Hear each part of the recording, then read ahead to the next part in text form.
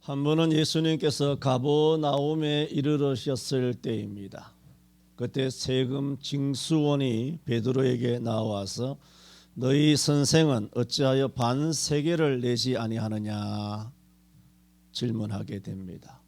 여기서 반세겔이라는 것은 20세 이상 유대 남자들이 내야 하는 성전세인데 베드로가 이 말을 듣고 예수님께 가서 고하게 되고 예수님은 그때 베드로에게 묻습니다. 내 생각은 어떠하뇨? 이 세상의 임금들이 누구에게 관세와 정세를 받느뇨? 자기 아들에게뇨? 타인에게뇨? 그때 베드로가 타인에게니이다 라고 합니다. 그러자 예수님께서는 베드로에게 하시는 말씀이 너가 바다로 가서 낚시를 던져 가장 먼저 오르는 물고기의 입을 열면 거기에 한 세겔이 있을 것이다. 그러므로 너와 나를 위하여 저들이 오해하지 않도록 세금을 내라. 이런 사건이 있은 바로 그때에 오늘 18장 1절은 그때를 바로 그때라고 말하고 있습니다. 그러면 이 때는 어떤 때인가? 12제자가 함께 세금을 내는 그 문제에 있어서 항상 예수님과 동거하고 있었을 때에 어떤 세금 징수원이 나와서 베드로에게 콕 찍어서 너희 선생은 왜 세금을 내지 않느냐 이런저런 상황에서 예수님께서 바다에 낚시를 던져 이렇게 해서 물고기 속에 한 세겔이 있으니까 너와 나를 위하여 세금을 주라 하는 이 사건에서 보면 12제자가 함께 있었지만은 베드로와만 예수님이 계속 대화를 하고 베드로 너 생각은 어떠냐? 너는 어떠냐? 그리고 이렇게 해라 저렇게 해라. 이 장면에서 계속 돋보이고 있는 존재가 누구냐면은 베드로입니다. 나머지 11제자는 그림자도 본문에서 찾아보기 어렵습니다. 유독 베드로가 돋보이는 바로 그 때에 제자들이 질문을 던진 내용이 바로 그 유명한 주님 천국에서는 누가 크니까? 라는 질문이었다라는 것을 우리는 주의를 해야 됩니다. 저는 오늘 천국에서 큰 자라는 제목을 통해서 오늘 어린이 주일을 맞이해서 몇 가지로 말씀을 드리고자 합니다. 먼저 드리고자 하는 말씀은 제자들의 질문이죠.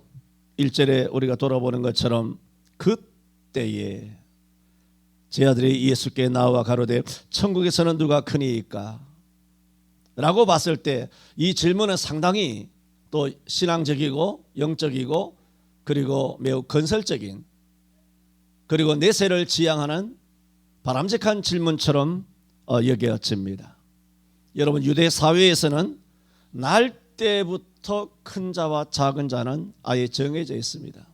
유대인은 큰 자요, 이방인은 작은 자입니다. 죽었다 깨어나도 이방인은 개돼지이고 유대인은 하나님의 택함을 받은 거룩한 선민입니다. 이것은 결코 뒤바꿀 수가 없습니다.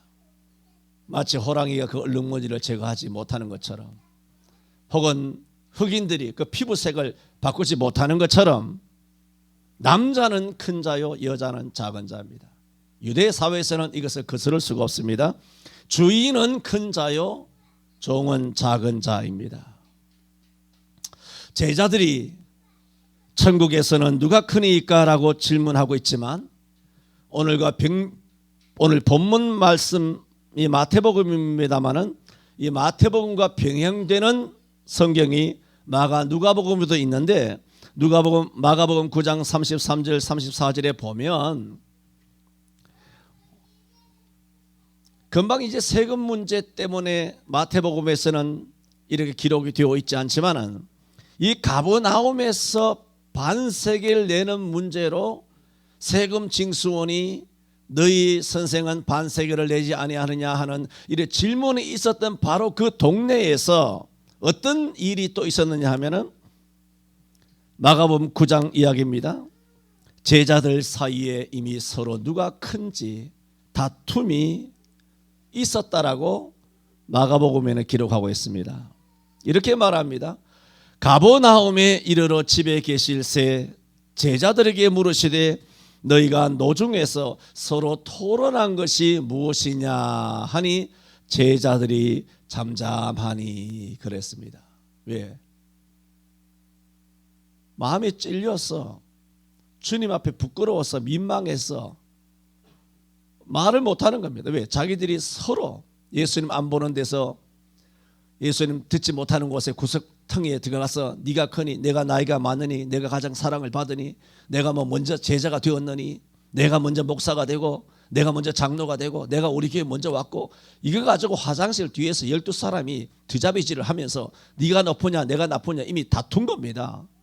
그러니까 주님께서 너희가 노중에서 무엇을 토론했느냐, 토론한 것이 아니라 싸움박질했는데, 그러니까 제자들이 얼굴이 뜨뜻해서 저희가 잠잠하니, 성경이 이렇게 말합니다. 이는 노중에서 서로 누가 크냐 쟁론하였음이니라.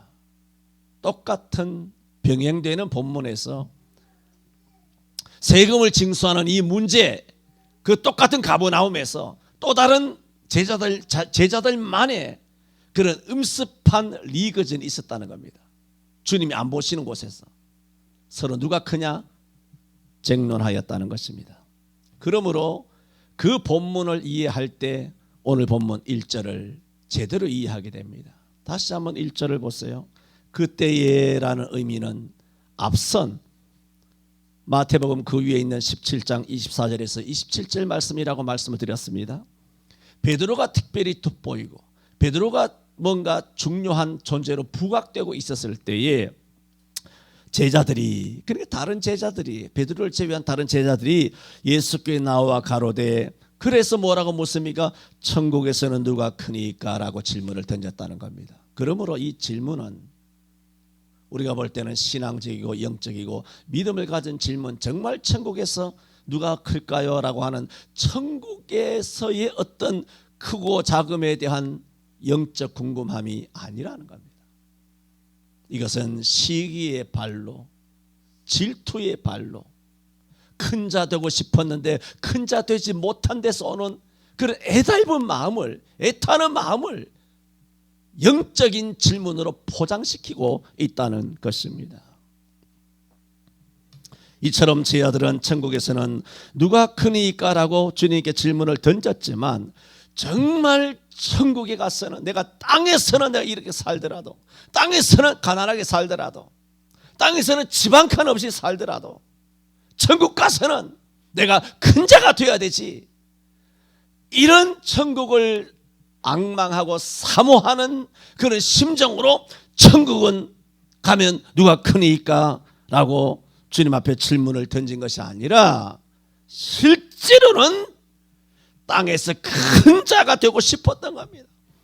땅에서 큰 자가 되고 싶었는데, 땅에서 부자 되고 싶었는데, 땅에서 그야말로 수십억짜리 집을 가지고 살고 싶었는데, 땅에서는 명예와 영광을 가지고 돈 많은 부자로, 그래 가난한 사람은 찍어 누르면서 보란듯이 살고 싶었는데, 그것이 못 되니까 천국을 이야기하는 겁니다. 천국에서는 큰 자가 될 것이라 하는 자위하는 심정입니다.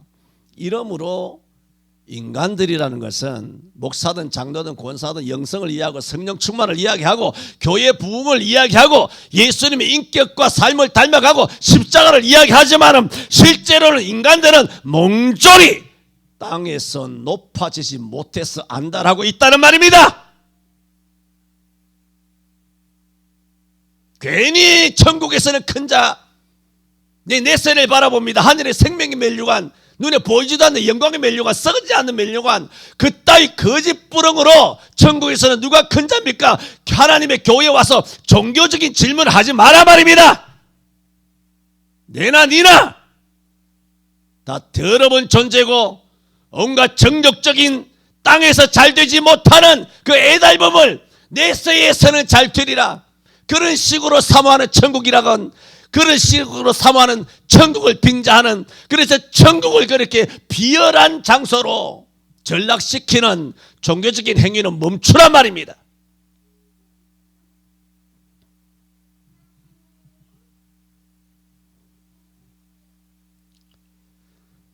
2000년이 지난 오늘 대한민국이나 한국교회도 예외가 아닙니다. 국가나 사회는 물론 교회 안에도 이미 큰 자는 다 정해져 있습니다. 큰 자는 정해져 있습니다. 목사, 장로, 권사가 큰 자입니다. 뭐 떠듭니까? 초신자는 작은 자요, 어린아이는 작은 자입니다. 목사든 장로든 먼저 임직 받은 놈이 장땡입니다. 교회에 먼저 들어온 자가 큰 자입니다. 이런 것은 개인만 아니라 교회끼리도 마찬가지입니다. 큰 교회는 큰 자고 작은 교회는 작은 자지 뭐. 당연한 거 아닙니까? 도시교회는 큰 자고 시골교회는 작은 자입니다. 이런 큰 자와 작은 자를 구분하는 것은 인간 세상에서는 뒤집을 수 없습니다. 거스를 수 없는 대세가 되었습니다. 마지막 날 하나님께서 인간 세상 교회를 심판하실 때도 인간이 정해놓은 이 절대적인 구분을 거스르면 안 됩니다. 하나님, 인간 세계에서는 그들만의 타락한 리그는 콘크리트화 되어 있습니다.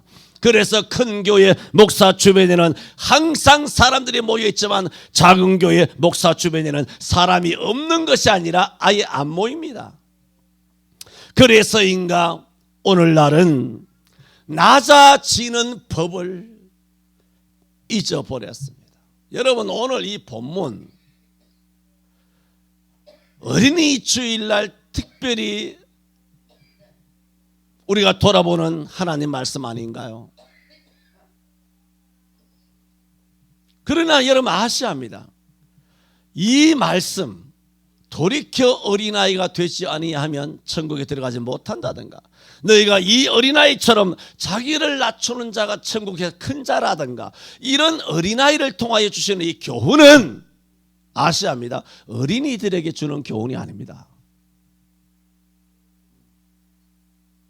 어른인 제자들에게, 사도들에게, 목사, 장로, 권사들 이것들 들으라고 하시는 말씀이에요. 썩어 빠진 교권주의자들, 권위주의자들, 예수 오래 믿었다는 것들, 자기가 크다 싶은 인간들, 사도들에게 주시는 말씀이지 어린 아이들에게 하는 말씀 아닙니다. 어른들이 들어야 하는 말씀이란 말입니다. 그래서 교회 안이나 교회 바깥에나 자기가 가장 큰 자인 줄 알고 살아가는 사람들이 100이면 다 100명 다 합니다. 겸손한 척 하지 마세요. 나는 아니야, 그렇게 하지 마세요. 다 그렇습니다. 그러다가 현타라는 것은 내가 가장 잘나가, 내가 가장 큰 자라 하며 자기 착각 속에 살아가다가 진실을 마주하게 됐을 때 오는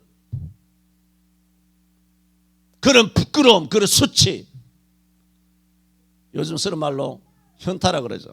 그런 현타가 오면 인간은 좌절스럽고 비굴하게 삽니다. 자기가 하는 말이 다 맞는 줄, 다 옳은 말인 줄 생각하며 목사님들이 설교합니다. 그렇지 않겠습니까? 그러나 어느 순간 현타가 오면 그 사실을 받아들이지 못합니다. 지금도 여전히 우크라이나가 불쌍해요. 러시아 푸틴은 곧 집니다. 망합니다. 얼마 전에 우리 선교사님도 오시고 또 우리 친구 목사님들도 만나서 한 7, 8분이 만나서 쭉 이야기하고, 그러니까 뭐 러시아 전쟁이 있으니까 러시아는 어떻습니까? 이렇게 선교사님 이런저런 말씀하시고, 그래서 선교사님 바쁘시니까 이제 돌아가시고 밤에 있으면서 이런저런 말씀을 나누는 중에 내가 그런 얘기를 했습니다. 뭐 우크라이나가 나빠요, 무슨 러시아가 나빠요, 이건 진리가 아니에요. 진리가 아니에요. 그래서 목사님들마다 보는 시각이 다르고 판단이 다를 수 있잖아요. 그래서 내가 말했어요. 어떤 목사님이 말씀을 할 때 러시아가 망한다라든가, 러시아 사람들이 죽었다든가, 뭐 많이 죽는다든가, 러시아 군인들이 졌다든가, 전쟁에 패했다든가, 이런 거짓에 대한 것에 속아 넘어가셨는지 잘못 판단하셨는지 그런 말씀을 쭉 하실 때 저는 입도 뻥긋하지 않습니다. 왜? 그 진리가 아니니까. 내가 어제도 아무개 권사님이 말했습니다. 이번에 야외 예배를 하는데 야외 예배를 동쪽으로 갈 것이냐, 서쪽으로 갈 것이냐, 남쪽으로 갈 것이냐, 북쪽으로 갈 것이냐, 야외 예배 가서 이거 할 것이냐, 저거 할 것이냐, 사람들 참 이상합니다. 주일날 예배 시간에 말씀만 움직였을 때는 다 이것이 은혜가 돼요. 말씀만은. 그런데 자기들끼리 모여서 회의하잖아요. 회의하면 마음이 안 맞아요. 여기 가자 저기 가자, 멀어서 못 간다, 가까워서 못 간다, 돈 많이 들어서 못 간다, 이래서 못 간다. 그게 이러다. 그래서 내가 아무리 권사님 말했습니다. 그게 진리입니까? 그 남전도의 사업이니까 남전도에가 알아서 하세요. 뭐 죽을 쓰든지 밥을 쓰든지 내가 뭐 말합니까? 남전도의 사업이니까 남전도가 기도하고 알아서 하세요. 남전도회가. 그걸 내가 뭐라고 합니까? 진리도 아닌데. 틀리든 잘못됐든 부족하든 넘치든 간에 그것은 내가 언급할 문제가 아니에요. 알아서 할 일이에요. 왜? 진리가 아니기 때문이에요. 마찬가지예요. 우크라이나나 뭐 러시아 문제 진리가 아니거든요. 그것이 역사가 지나가서 역사가 돼버리면 진리가 돼요. 역사가 되면 뭐냐? 6.25가 남침이다. 이 진리예요. 여러분, 역사는 하나님이 열린 심판장인 줄로 믿습니다. 역사라는 것은 하나님께서 역사하신 거예요. 그러므로 성경만 진리가 아니라 역사도 진리가 돼요. 그때 되면. 아직 우크라이나 안 끝났잖아. 러시아 안 끝났잖아. 그 여수 반란 끝났지. 제수 4.3 끝났지. 광주 사태 끝났지. 이래 끝난 사건들, 종지부가 된 시간, 이미 지나간 사건들은 진리예요. 이거 역사를 보는 시각의 문제가 아니라 선과 악이냐, 하나님의 편이냐, 사탄의 편이냐, 그 정치 이야기가 아니라 진리 이야기라고. 진리. 일제가 우리를 합방했잖아. 중공놈이 6.25 3.1 때 쳐들어왔잖아. 3년 1개월간의 전쟁에서 북한놈의 전쟁은 6개월이고 나머지 2년 7개월 동안은 중공 뗀놈이 거짓 새끼들이 와가지고 대한민국을 유린한 거 아니야? 반일하자면 반중도 해야지. 반일은 100년 전이야. 반중은 70년 전에 우리나라를 쳐들어왔단 말입니다. 이런 개같은 중국 거짓 새끼들. 그게 뭐예요? 이거는 정치적인 시각이 아니라 이게 진리예요. 김일성이 진리 아닙니까? 우리를 쳐내려 왔잖아. 형성된 역사는 진리란 말입니다. 이게 성경 이야기예요. 정치가 아니라고. 성경 성자도 모르는 것들이 목사 강단에 설교하면 정치 이야기하는 줄 알아.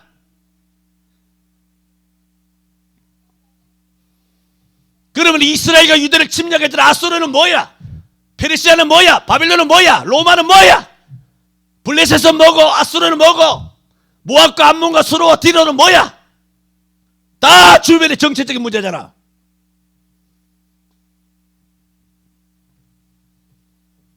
이렇게 라니냐니 엘니뇨니 무슨 해수면이 올라가느니 이런 거지 같은 속에 아니면 기후변화니 이런 온갖 것으로 다 설교하는 목사들, 우한폐렴이나 코로나 같은 말이지만 백신이나 영상예배 막 이렇게 하다가 강단에서 외친 것이 다 맞다고 외친 거 아니에요. 지난 2년 6개월 동안. 그래 놓고는 이제 현타가 오는 거야. 딱 자기 착각 속에 영상예배가 맞다, 비대면 예배가 맞다, 전국의 99% 목사들을 주장하다가 딱 현실로 딱 부딪혀서 현타가 딱 온단 말이에요. 현타가 딱 오면 그 사실을 받아들이지 못하는 겁니다. 우리는 자기가 하는 말이 옳은 말이 아니라, 목사가 강단에서 하는 말이 옳은 말이 아니라 하나님 말씀이 옳은 것임을 알아야 합니다. 내가 오늘 지금까지 이 자리에 있어서 오늘 이 시간에 말한 이 말씀이 내가 하는 말이 옳은 것이 아니라 이 한 말이 하나님의 말씀에 증거가 있어야 옳은 거예요. 이 말씀이 다 말씀을 가지고 빙자를 하죠. 하지만 참 안타깝습니다. 성경을 제대로 해석하는 사람은 벽이 하나도 잘 없다. 어떤 사람은 자기가 하는 말에 오름에 성경을 빙자하는 사람이 있는가 하면, 어떤 사람은 성경 말씀이 맞음을 성경 말씀을 들어 증거하는 사람이 있습니다. 대부분 지난 3년을 지나오면서 강단에선 목사들의 설교는 전자입니다. 전자는 인본주의적이고 후자는 신본주의자입니다. 전자는 장사꾼이고 후자는 사명자입니다. 성도들 중에도 오래 믿는 것을 잘 믿는 것으로 아는 사람이 있고, 오래 장로하고 오래 권사하고 오래 집사하다 보니 자기가 죄인인 것을 잊어버리고 사는 인간들이 있습니다. 까무라칠 일이죠. 야, 네가 장로가 아니야. 네가 죄인이야 임마. 네가 목사야? 넌 죄인이야. 목사, 장로, 권사 오래 노릇하면 지가 목사, 장로, 권사인 줄 알아. 죄인인 것을 까먹어. 그러니까 교회 와서 멋대로 하는 거예요. 멋대로. 여러분, 제자들의 질문은 답답합니다. 정말 천국에서 큰 자가 되고자 하는 방법을 몰랐단 말입니까? 예수님께서는 마태복음 5장 산상보훈에서 심령이 가난한 자가 복이 있다 그랬어요. 애통하는 자가 복이 있다 그랬어요. 온유한 자가 복이 있다 그랬어요. 의에 줄이고 목마른 자가 복이 있다 그랬어요.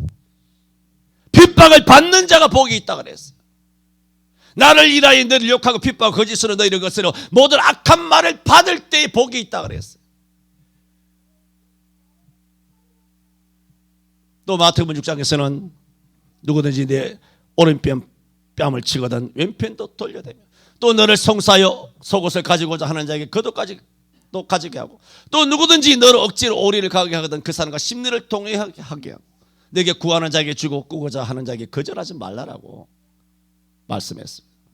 누가복음 14장 10절에서도 내가 네 집에 청함을 받았을 때든지 상석에 앉지 말고 말석에 앉으라 그랬어요. 말석, 높아지려고 하지 말고 말석에 가서 제발 앉아라. 말석에 앉아라.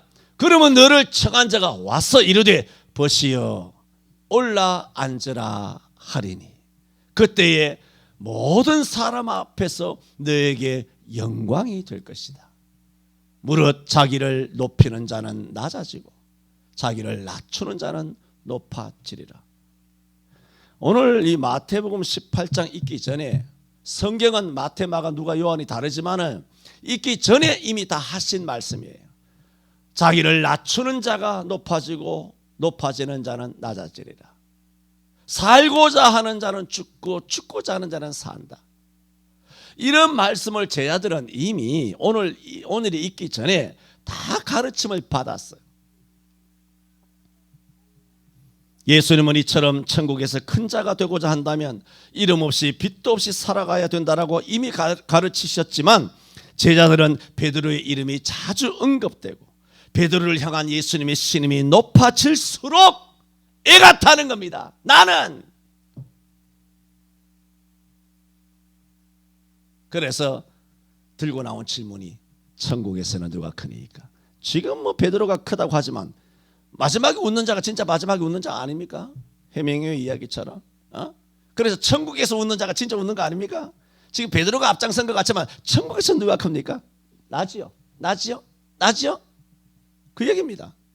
그게 오늘 한국교회 안에서 주일날마다 성도들이 하고 있는 짓거리입니다. 교회마다 다 그렇습니다. 1000만 명들. 그러니까 시기하고 질투하죠. 날 써가지고 자기 발언이 세야 되고 내 말이 관철돼야 되고, 내가 왜 재직회 당회 이런 거 안 하는데? 내가 회의하지 말라 그랬지.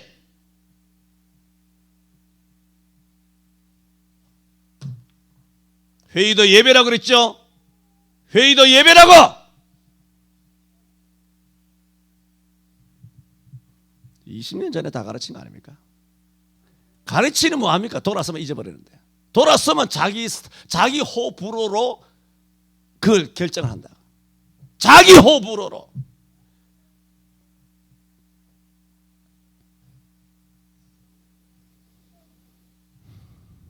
그래서 저 제자들은 영적으로 포장된 질문으로 자신들의 더러운 육적인 욕망을 감추고 있는 것입니다. 이런 이중성, 천국에서는 누가 크니까 매우 이중성 쩔죠. 매우 이중적이죠.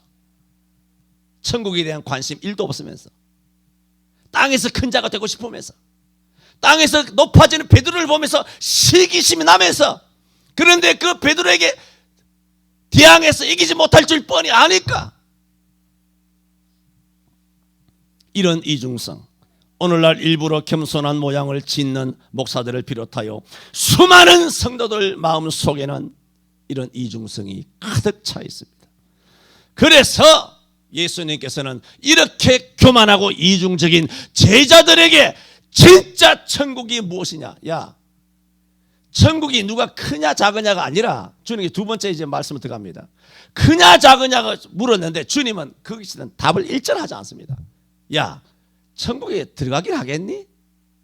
그 답을 합니다. 야, 천국에 크니 작으니는 일단 들어가야 크냐 작으냐 뭔가 그것이 비교가 될 거 아니야. 일단 들어갈 수 있겠어? 그거보다 더 급선무는 너희가 천국에 들어가는 문제다. 그래서 예수님께서 2절에 예수께서 한 어린아이를 불러 저희 가운데 세우시고 뭐라고 말합니까? 진실로 너희에게 이르노니 너희가 뭐라고 돌이켜 너희의 이런 이중성 쩌는 이런 행동, 시기하고 질투하고 노중에서 누가 크냐 논쟁하고, 예수님 안 보는 데서 너희들끼리 뒤잡이질하고, 목사가 높냐 장로가 높냐 이따위 거짓 새끼 같은 발사기 같은 짓거리를 목사 장로 권사 재직회 공동회에 전부 다 모여가지고 이 짓거리하고, 그런 너희들이 돌이켜서 어린아이가 되지 않으면 천국에 못 간다. 뭘 크냐 작으냐. 야, 지금 내가 그것에 대해 답할 시기야? 그 질문을 할 때야 너가 천국에 들어가야 될 거 아니야.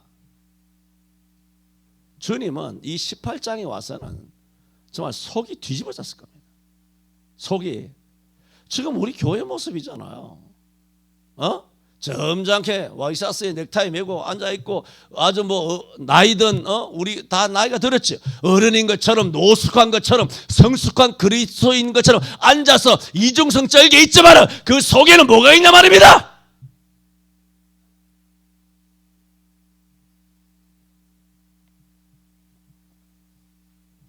주님이 이 18장에 와서 주님이 대노하신 거예요. 대노하신 거예요. 야, 돌이켜 애들 안 되면 너희들 어림도 없어. 정신 똑바로 차려. 네가 천국이나 갈 수 있겠어? 야, 김 목사, 네가 천국이나 갈 수 있겠어? 거기 목사가 아니잖아요. 대사도들인데 주님께서 귀사대기를 한 방 날리고 촛대비를 까버린 겁니다.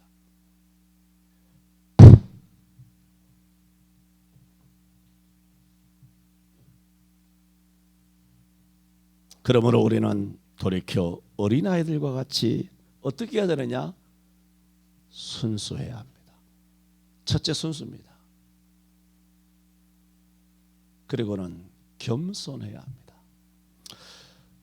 어거스틴도 말하기를 신앙생활에서 가장 중요한 것은 첫째도 둘째도 셋째도 겸손이라 말했습니다. 겸손은 우리 천만 그리스도인들이 내 종특을 압니다.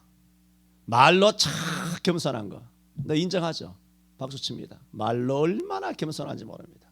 행동으로도 얼마나 겸손한지 하는데 축복합니다. 이 지랄 해가면서 온갖 겸손한 거, 네, 인정하지. 그래, 인정.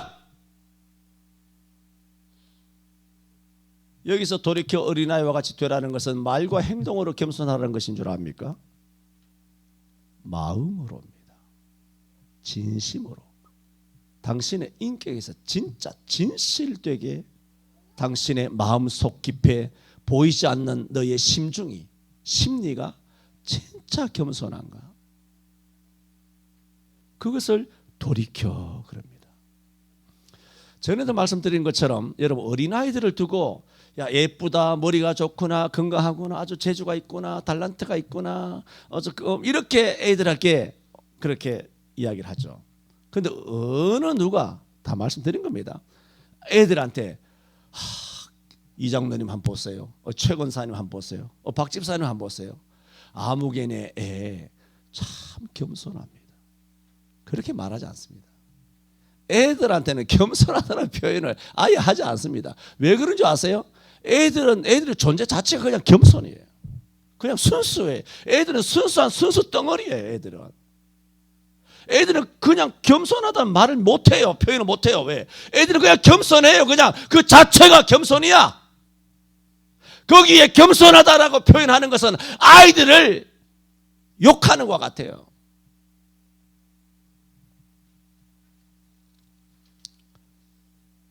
예수님은 이렇게 돌이켜 어린아이들과 같이 되어야 천국에 들어갈 수 있다라고 했습니다. 지금까지 두 가지 말씀드렸습니다. 제자들의 질문입니다. 그때에 천국에서는 누가 크니까라는 질문의 의미가 무엇냐? 그런 질문에 예수님께서는 전혀 답을 하지 아니하시고 엉뚱하게 어린아이 하나를 그들 가운데 세우시고 진실로 내가 너희에게 이르노니 돌이켜 어린아이와 같이 되지 아니하면 천국에 들어가지 못한다는 서슬퍼런 말씀으로 그들의 뺨을 후리치셨다 라는 두 번째 말씀을 드렸습니다. 그리고 아까도 말씀드린 것처럼 이 말씀은 어린아이, 주일학교 학생들을 교훈하기 위하여 주신 말씀이 아니라 어린아이처럼 되지 못하고 겸손하지 못하고 입으로만 말로만 행동으로만 겸손하여 일부러 겸손한 이중성 쩌는 그런 세속하고 타락한 그런 천만 그리스도인들 어른들 들으라고 하신 말씀이라고 말씀을 드렸습니다. 마지막 세 번째로 주님께서는 이런 어린아이를 영접하라고 했습니다. 이런 겸손한 자를 영접하라고 했습니다. 이런 어린아이라는 것은 어떤 어린아이인가요? 4절에 보세요. 그러므로 4절이 아니라 5절에 봅시다. 또 누구든지 내 이름으로 뭐라고? 이런 어린아이 하나를 영접하면 곧 나를 영접함이라 했습니다. 이런 어린아이는 바로 2절에 예수께서 한 어린아이죠. 말하자면 주님이 부를 때 오고 세울 때 세워지는 그 어린아이입니다. 그리고 4절에 이 어린아이와 같이 자기를 낮추는 그 아이입니다. 그리고 주님이 부르면 오고 가라면 가고 세우면 세우고 어른이 오라면 오고 시키면 시키는 대로 하고 그리고 마음으로 진짜 아이는 겸손하죠. 겸손 덩어리니까 자기를 낮추죠. 아이들은 항상 자기가 몰라요. 그러니까 뭐합니까? 자기가 안다는 생각이 없죠. 항상 물어요. 엄마한테 물어요. 아빠한테 물어요. 이것이 뭐예요? 선생님 뭐예요? 목사님 뭐예요? 계속 물어요. 애들이. 그것이 뭐냐? 무슨 뜻이냐? 존재론적으로 자기들은 잘 모른다. 어른들은 잘한다. 나는 아무것도 할지 못한다. 그렇기 때문에 부모님에게 다 묻는 겁니다. 그것이 뭐냐? 그것이 마음으로 진짜 자기 자신을 낮추는 자예요. 이런 어린아이를 영접하면 곧 나를 영접함이라고 예수님은 말씀하고 있습니다. 아무 어린아이 아닙니다. 요즘 어린아이들을 보면 무조건 횟수로 나이 어린 어린아이를 영접하라는 것이 아니라 이 한 어린아이, 자기를 낮추는 이 어린아이, 이런 어린아이를 분명히 정확하게 지시하고 있습니다. 요즘은 어린아이지만 되바라지거나 때가 묻은 아이들도 많습니다. 그냥 연령적으로 어릴 뿐이지 되바라져요. 때가 많이 묻었어요. 그래서 이 TV에도 보면 옛날에 우리가 자랐을 때는 누가 잘해요라고 노래 부르는 여자애들 남자애들 소년 합창단들이 나오지 않습니까? 40년 50년 전 아니면 20년 전까지만 해도 괜찮았어요. 그런데 5년 전인가 10년 전인가 뭐 어린이 프로도 있잖아요. TV에 뭐 누가 잘해요 뭐 이렇게 노래 프로그램이라든가 아니면 요즘에 무슨 트롯을 한다고 애들을 대가리 피단 말을 새끼들이 나와서 그래 트롯을 뭐 감정 잡고 그걸 부른다든가 이렇게 보면 애들이 순수하지 않아요. 근데 다 텔레비 다 꺼버립니다. 보지도 않지만 채널 다 돌립니다. 내가 말했어 마누라한테 여보 왜 요즘 애들이 지금 청년들은 말할 것도 없고 왜 애들이 저 7살, 8살, 9살, 10살, 11살밖에 안 보이는데 왜 쟤네들이 왜 저 어린아이가 아니지? 왜 순수함이 없지? 왜 착함이 없지? 내가 뭐 영성이 높아서 내 눈에만 보이는 게 아니에요. 사람은 다 신이잖아. 신이기 때문에 여러분도 보세요. 여러분도 우리 주일학교 학생들 몇 명 안 되지만 보세요. 어떤 아이가 진짜 순수한지 어른은 다 압니다. 자기는 눈치 빠르게 약삭 빠르게 어른을 속에 넘기고 사는 것 같지만 어른들은 휙 지나가는 그 그림자만 봐도, 그림거리만 봐도 얘가 어른을 속였다라는 쾌재를 부르면서 이것을 인생을 사는 성공의 수단과 방법인 줄 알고 그렇게 막 돌아다니면서 장난치지만 어른이 봤을 때는 되바라진 거예요. 압니다. 어른은 대번. 그래서 잠언에는 뭐라 그랬습니까? 비록 아이라도 그 동작으로 자기의 품행에 청결하며 정직한 여부를 나타내느니라 그랬어요. 아이의 동작을 보면 그 동작으로 자기의 품행에 청결하냐 아니면 정직하냐 그 여부를 나타낸다고 잠언에 말씀하고 있어요. 그러므로 아이들 한성이, 영호, 해나, 해랑이 비롯하여 우리 아이들이 움직이는 행동을 딱 보면 이 아이가 청결하냐 정직하냐 100% 판단이 된단 말입니다. 왜? 하나님이 말씀하셨거든. 동작만 보면 알아. 동작만. 근데 어른은 내가 말씀드렸지 지내도 동작 봐도 몰라요. 왜? 위선되니까 얼마나 경건하게 하는데 목사도 조금만 깜빡 넘어가겠더라니까. 내가 항상 긴장하고 있어야지. 쥐레봐세요. 쥐레봐. 내 자신도 내 자신이 이렇게 꾹 넘어간다니까 경건하게 보여가지고. 그래 성도들은 넘어갈까 안 넘어갈까? 넘어가죠. 서로 속이고 이렇게 살아가고 있다는 거예요. 서로 속이면서. 애들은 정직하게 하기라도 하지. 어른들은 목사한테 속고 목사는 또 여러분한테 속고 경건하게 보이니까 입으로 말로. 그러나 그 중심은 뭐냐는 겁니다.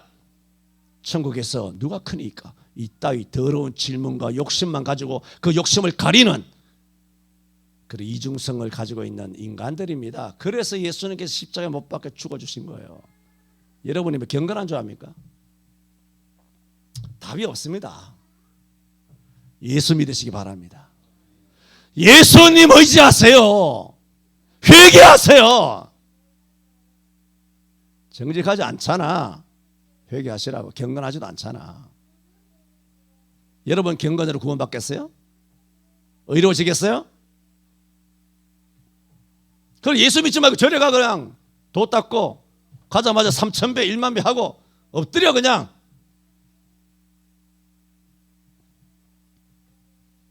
주님께서는 아무런 어린아이가 아닙니다. 이런 어린아이.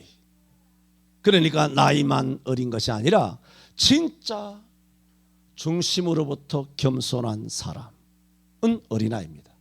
어른이라도. 그래서 어른 중에도 정말 중심으로 겸손한 사람이 있어요. 그런 사람을 영접하면 뭐라고? 나를 영접하면이라 그랬어요.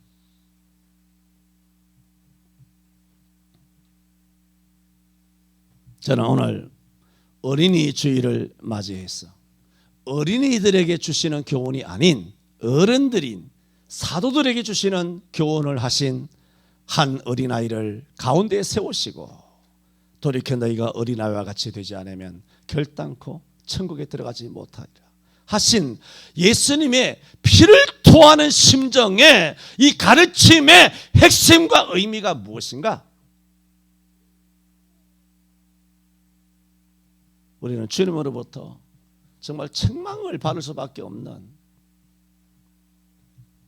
마음이 부패하고 만물보다 부패하고 썩어있는 우리의 인격입니다.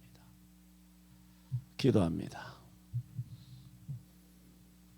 주님, 돌이켜 어린아이처럼 되게 하여 주옵소서. 우리가 힘쓰므로 애쓰므로 다른 박질함으로 되는 것이 아닙니다. 아버지의 은혜를 베풀어 주시지 아니하시면 우리의 정욕과 우리의 또한 이중성과 우리의 어떤 육신적인 시기와 질투와 높아지고 큰 자로 인정받고 사람들로 지지를 한 몸에 받고자 하는 더러운 마귀적인 욕망들이 가득가득 차 있는 죄인 중의 괴수들입니다. 주님 예수 그리스도의 보혈로 우리의 참 인격과 보이지 않는 숨어있는 중심까지라도 눈보다 희게 양털보다 희게 씻어 주옵소서. 예수님 이름으로 기도하옵나이다. 아멘.